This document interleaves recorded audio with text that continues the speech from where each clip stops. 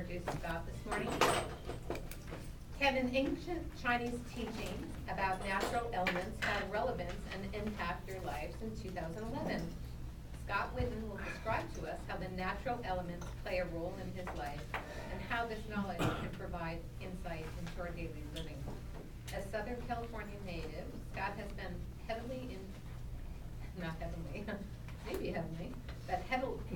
heavily influenced by the energy and cultures of our diverse communities.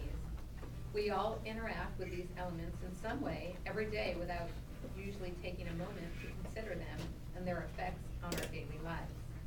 He is bringing this information to us today so we can be more attuned to our surroundings and make positive changes in ourselves. Today, Scott will be doing speech number 2, which is entitled Organize Your Speech. And let's welcome Scott to the lectern so he can share how the understanding of the elements can have a powerful impact in our life. Scott. Thank you.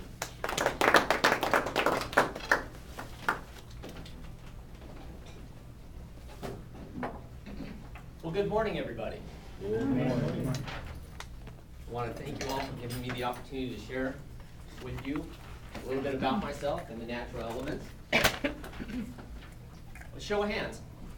How many of you are familiar with the natural elements of fire, earth, water, metal, and wood?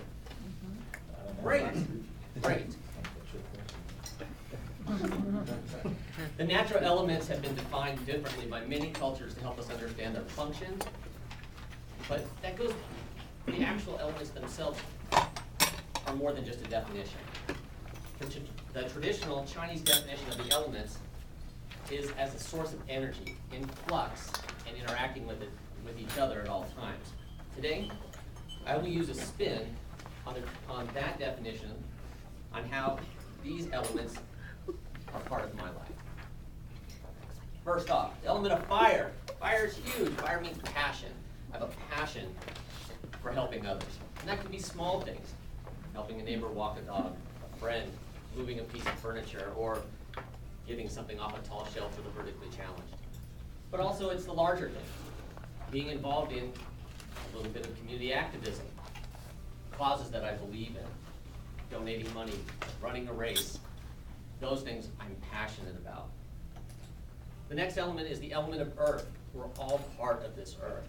It reminds me of a saying that was taught to me by my mother and my grandmothers. Always leave a place cleaner and better than you found it. I took that to heart as a young man. Age of 7, I started a recycling program in my neighborhood. Asked all of my neighbors, please set aside your newspapers from their trash can and I'll come pick them up once a week. Now, I'd have to say my favorite element, the sign of my birth, water. Leonardo da Vinci once said that water is the driving force of nature, and I can't agree with him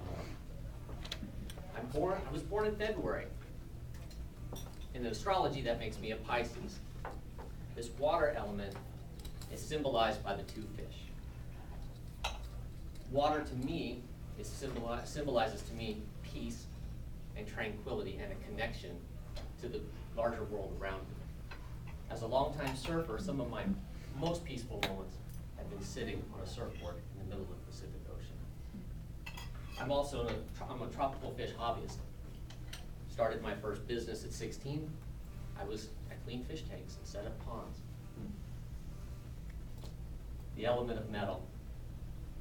Metal is not only what moves me physically from place to place, but also inspires me. I'm speaking of automobiles. And for most of us, the automobile is an appliance. It gets us from point A to point B. For me, it's so much more.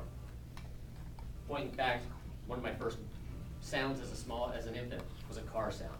I moved on from that to Hot Wheels, bicycles, skateboards, and then of course the automobile for myself. It went fast, it had wheels on it, I was completely enthralled and interested. Now, again, cars convey something to me that don't speak to everybody, but for me it's the shape, it's the emotion a curve on a 1930s French Talbot Lago, which is a beautifully shaped automobile with the sky-high shark fins of a '59 Cadillac. Colors, searing reds, cool blues, all trimmed in scallops, flames, pearlescent pinstripes. The melodic sounds, which can be subtle, subdued, powerful, raspy, and of course, in the end, the automobile signifies history. It's a snapshot of who we were at a certain time in our history of design and style. The element of wood. Wood is versatile. It can be anything from a meager toothpick to a mighty beam in a great hall. Versatility is the acceptance of change. And as we all know, change is the only constant in our lives. I use that as a metaphor to speak of my professional career. Starting at the age of 12, I have been all of the following. I have been a paper boy, I have been a retail clerk, I've been an entrepreneur, I've been a commercial painter, I've been a tile setter, I've been a banker, I've been an internal and external wholesaler of insurance products, and an executive at several broker-dealer firms. Now, for some that might say, I can't keep a job. I say it's versatility. What I'd like to say is that these elements are powerful. They touch our lives in many different ways that we don't even think of. And with that, I'd like to close by saying, no matter how you accept a certain culture's definition of these elements, there's one transcendent common thread, which is balance and harmony. Yes. I personally strive every day to maintain balance and harmony in my life, throughout these dynamic elements as I'm interacting with them at all times, always with the focus of leaving the world better than I found it. And for that, I'd like to thank you guys all for the time today to share these elements with you. The handout I've left for you is how to figure out which of the Chinese elements are you, based on the criteria of the last number of year that you were born. And for that, I want to thank you all for your time today and the understanding of the elements fire, earth, water, wood, and metal.